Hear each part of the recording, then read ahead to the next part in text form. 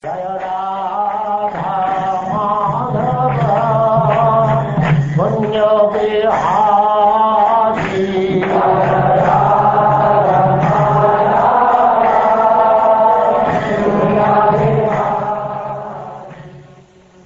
now Chapter 32, Entanglement in Fruitive Activities.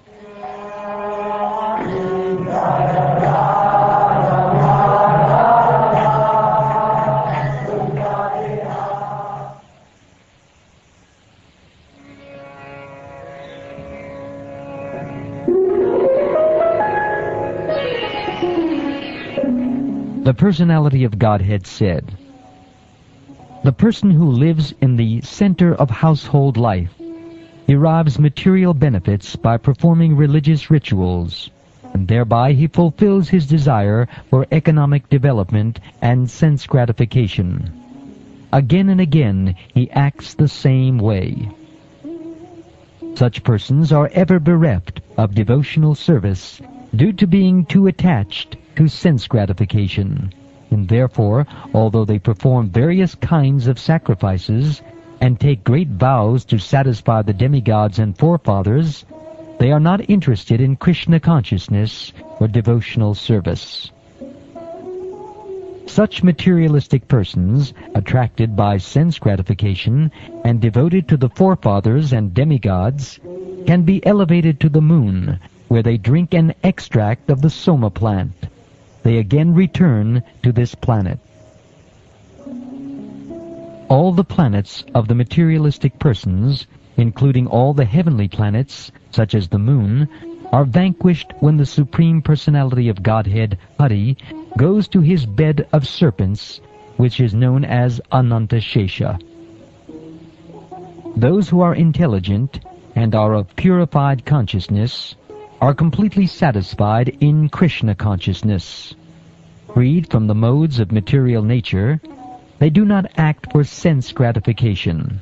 Rather, since they are situated in their own occupational duties, they act as one is expected to act.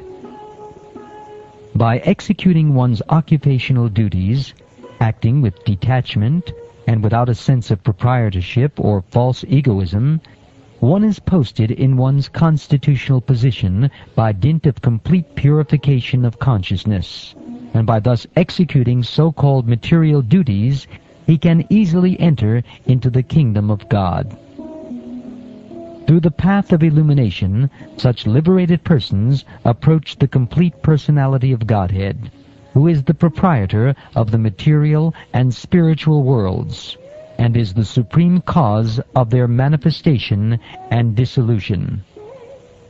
Worshippers of the Hiranyagarbha expansion of the personality of Godhead remain within this material world until the end of 2 paradas, when Lord Brahma also dies.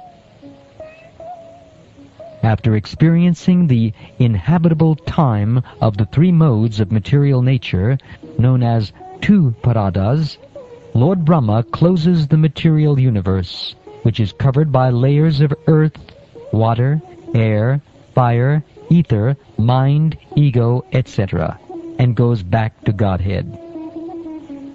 The yogis, who become detached from the material world by practice of breathing exercises and control of the mind, reach the planet of Brahma, which is far, far away. After giving up their bodies, they enter into the body of Lord Brahma. And therefore, when Brahma is liberated and goes to the Supreme Personality of Godhead, who is the Supreme Brahman, such yogis can also enter into the kingdom of God. Therefore, my dear mother, by devotional service, take direct shelter of the Supreme Personality of Godhead, who is seated in everyone's heart.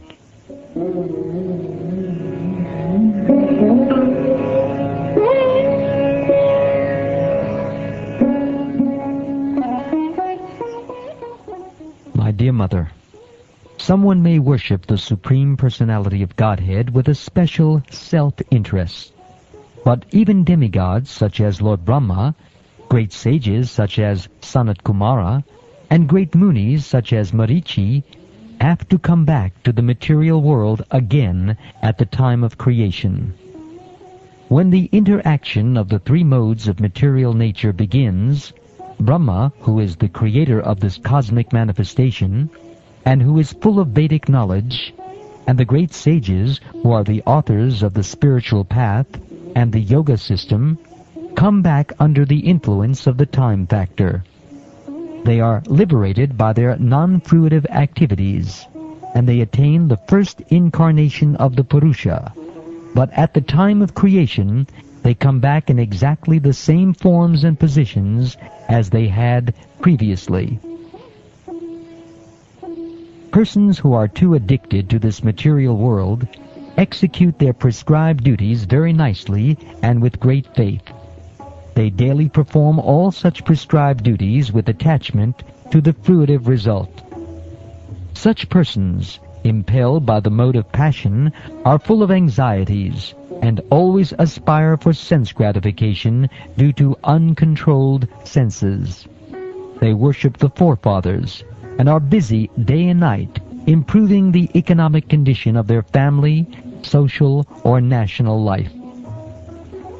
Such persons are called Traivargika because they are interested in the three elevating processes.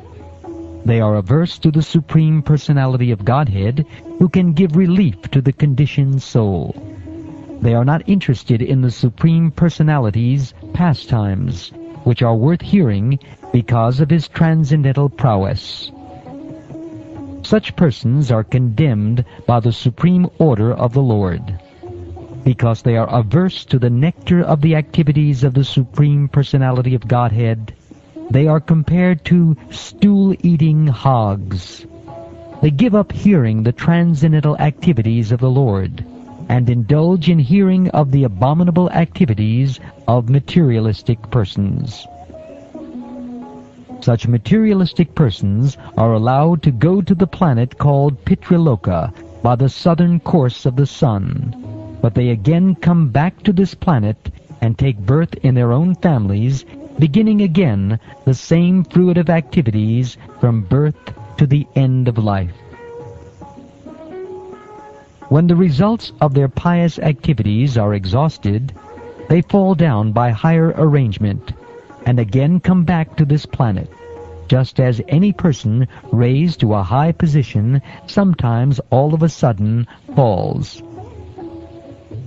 My dear Mother, I therefore advise that you take shelter of the Supreme Personality of Godhead, for his lotus feet are worth worshipping. Accept this with all devotion and love, for thus you can be situated in transcendental devotional service.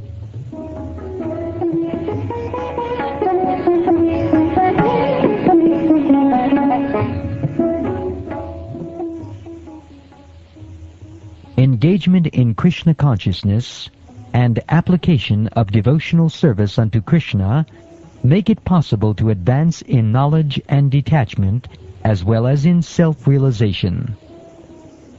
The exalted devotee's mind becomes equipoised in sensory activities, and he is transcendental to that which is agreeable and not agreeable. Because of his transcendental intelligence, the pure devotee is equipoised in his vision and sees himself to be uncontaminated by matter.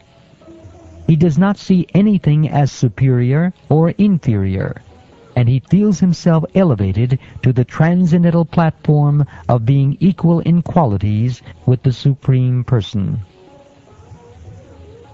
The Supreme Personality of Godhead alone is complete transcendental knowledge. But according to the different processes of understanding, he appears differently, either as impersonal Brahman, as Paramatma, as the Supreme Personality of Godhead, or as the Purusha Avatar. The greatest common understanding for all yogis is complete detachment from matter, which can be achieved by different kinds of yoga. Those who are averse to the transcendence realize the supreme absolute truth differently through speculative sense perception. and therefore, because of mistaken speculation, everything appears to them to be relative. From the total energy, the Mahatattva, I have manifested the false ego, the three modes of material nature, the 5 material elements, the individual consciousness, the 11 senses, and the material body. Similarly, the entire universe has come from the Supreme Personality of Godhead. This perfect knowledge can be achieved by a person who is already engaged in devotional service with faith, steadiness, and full detachment, and who is always absorbed in thought of the Supreme. He is aloof from material association. My dear respectful Mother, I have already described the path of understanding the absolute truth, by which one can come to understand the real truth of matter and spirit and their relationship. Philosophical research culminates in understanding the Supreme Personality of Godhead. After achieving this understanding, when one becomes free from the material modes of nature, he attains the stage of devotional service. Either by devotional service directly or by philosophical research, one has to find the same destination, which is the Supreme Personality of Godhead. A single object is appreciated differently by different senses due to its having different qualities. Similarly, the Supreme Personality of Godhead is one, but according to different scriptural injunctions, he appears to be different. By performing fruitive activities and sacrifices, by distributing charity, by performing austerities, by studying various literatures, by conducting philosophical research, by controlling the mind, by subduing the senses, by accepting the renounced order of life, and by performing the prescribed duties of one's social order, by performing the different divisions of yoga practice, by performing devotional service, and by exhibiting the process of devotional service containing the symptoms of both attachment and detachment, by understanding the science of self-realization, and by developing a strong sense of detachment, one who is expert in understanding the different processes of self-realization realizes the Supreme Personality of Godhead as he is represented in the material world as well as in transcendence.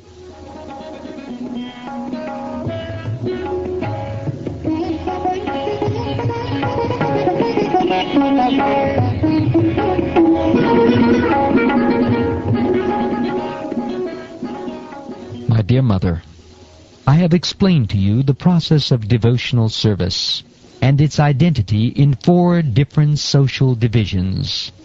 I have explained to you as well how eternal time is chasing the living entities, although it is imperceptible to them.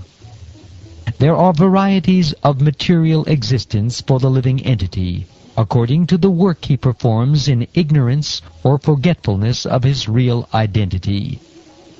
My dear Mother, if anyone enters into that forgetfulness, he is unable to understand where his movements will end. This instruction is not meant for the envious, for the agnostics, or for persons who are unclean in their behavior, nor is it for hypocrites, or for persons who are proud of material possessions. It is not to be instructed to persons who are too greedy and too attached to family life, nor to persons who are non-devotees and who are envious of the devotees and of the personality of Godhead. Instruction should be given to the faithful devotee who is respectful to the spiritual master, non-envious, friendly to all kinds of living entities, and eager to render service with faith and sincerity.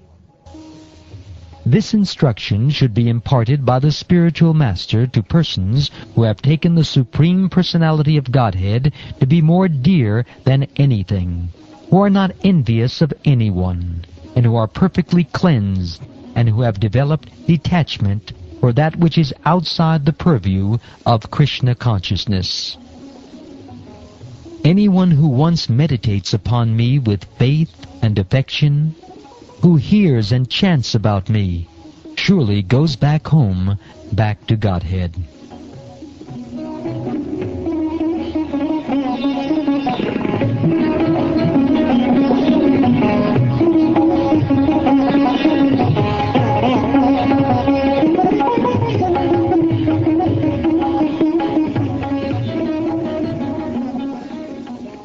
Thus ends the 32nd chapter of the 3rd canto of the Srimad Bhagavatam, entitled Entanglement in Fruitive Activities.